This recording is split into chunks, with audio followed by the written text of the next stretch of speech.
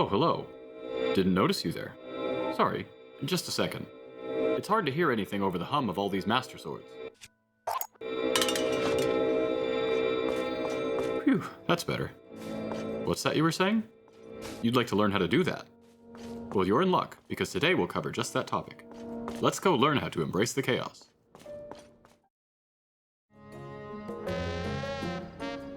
First, we'll learn how to perform fuse entanglement. This glitch was discovered by Physioninja. It allows you to fuse something to a shield without it being tethered. We'll use this in a minute to perform some nonsense. The timing's a little tricky, so I recommend saving before attempting this glitch. Start with an unfused target item on the ground, then do the following. 1. Equip fuse, and look at your target item with an unfused shield equipped. 2. Hold L, and just before the rune selection menu appears, press and hold ZL. 3. Release both buttons and immediately pause buffer with the left D-pad. 4. Equip a different shield. If you timed everything correctly, the target item will fall on the ground behind you. This item is in a weird state where it is fused to the shield, but not tethered to it. For example, I can remotely activate this bomb simply by shield surfing. Neat. But what if your timing was off during step 2? If you're too late pressing ZL, the item simply won't fuse. If this happens, just start again from step 1. If you're too early, however, the fusion will complete before the rune selection menu opens and consume your target item. In this case, either reload or take the fuse shield to Pelison in Terrytown. We have him break it down to its components for 20 rupees. Then try again from step 1. Next, we'll use this to desync our gear in order to perform weapon state transfer.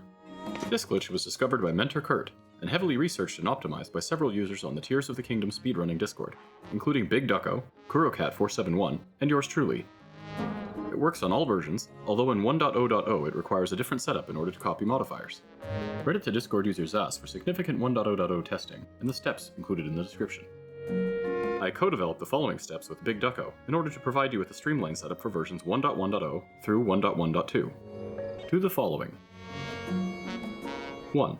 Drop your donor and target gear on the ground.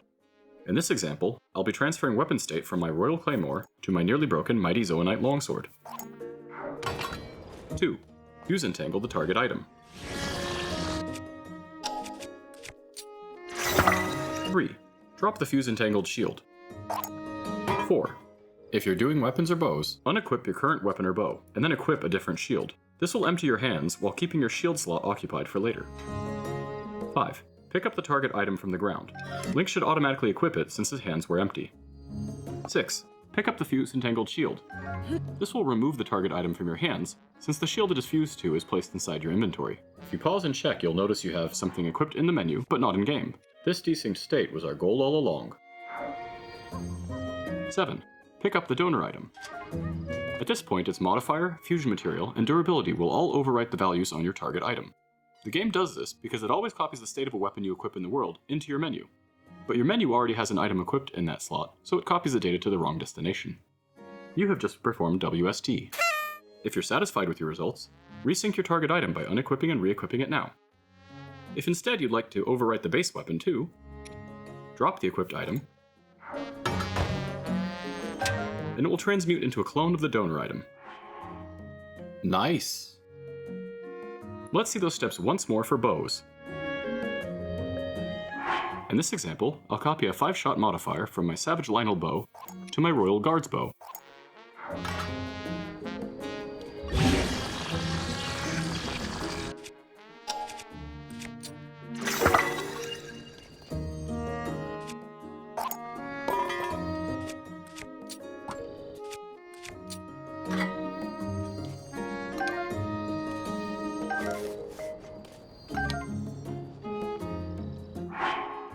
Voila, a 5-shot Royal Guards bow.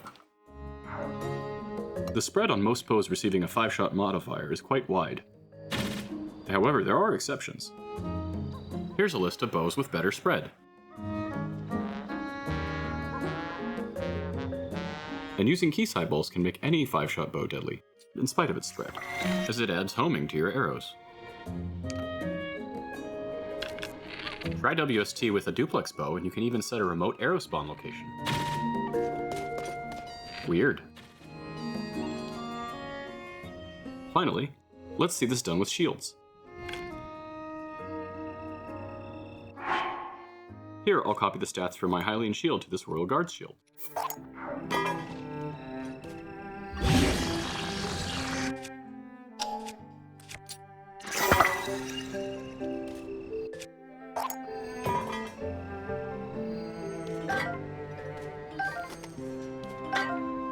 Note that in this game, unlike Breath of the Wild, transferring durability can only set the value as high as the maximum for the target weapon.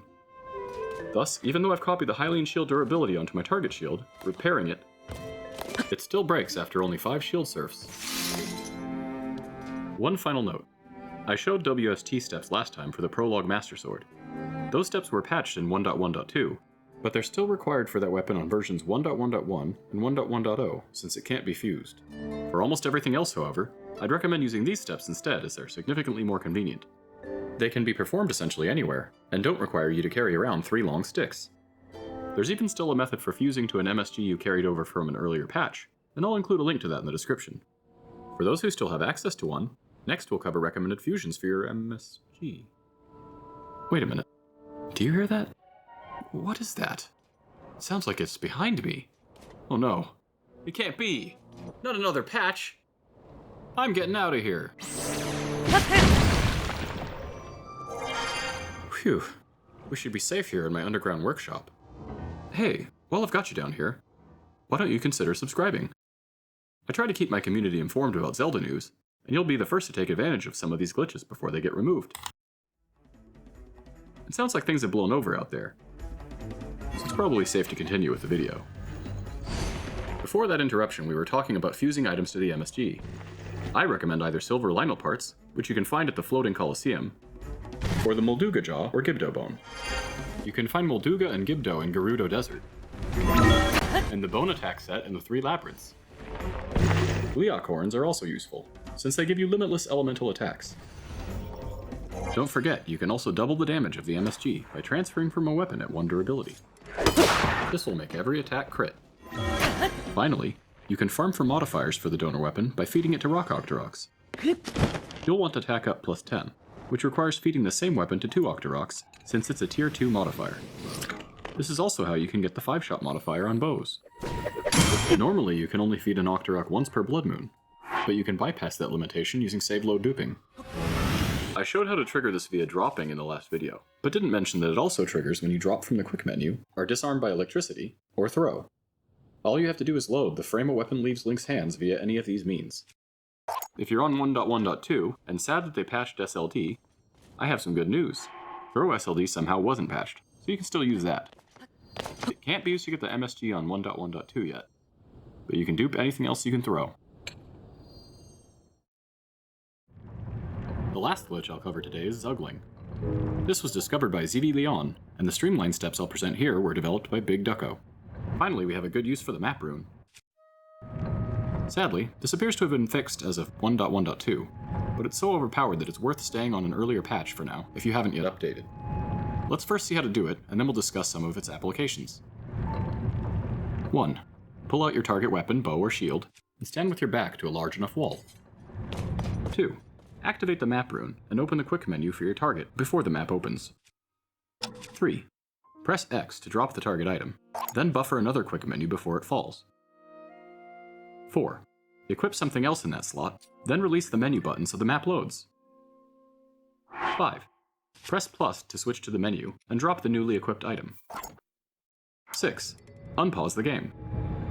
At this point, the weapon will end up stuck to Link's hand or back, depending on if you had it drawn or not, and be decoupled and cloned from the menu. Here I've got an extra Saber Master Sword equipped. One obvious application for this is mass weapon duping. The steps take only seconds to perform, so you can fill up your inventory with your most powerful weapon within minutes.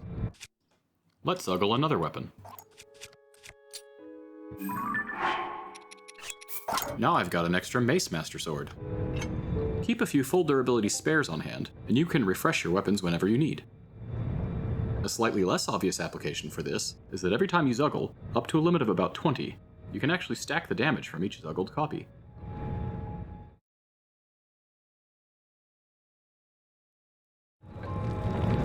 Effectively, this lets you equip 20 copies of your most powerful weapon at once. This is how I've been one-shotting bosses all over Hyrule for the past week. Just be warned that doing this too much can have very strange temporary effects on your game. The zuggled state persists through file loads, the title screen, and even a new game, making it surprisingly stable. This means you can also use this as an alternative to SLD for transferring weapons across saves. The only way to end it is to drop an equipped item of that slot, at which point you get all the dupes. The number of ways you can mix and match weapons is astronomical, so rather than going into details about specific builds, I took submissions from users on my Discord server, link in the description, so you could see a variety of applications. If you want further details, I recommend hopping on the Discord and participating in the discussion there. Without further ado, here's the showcase.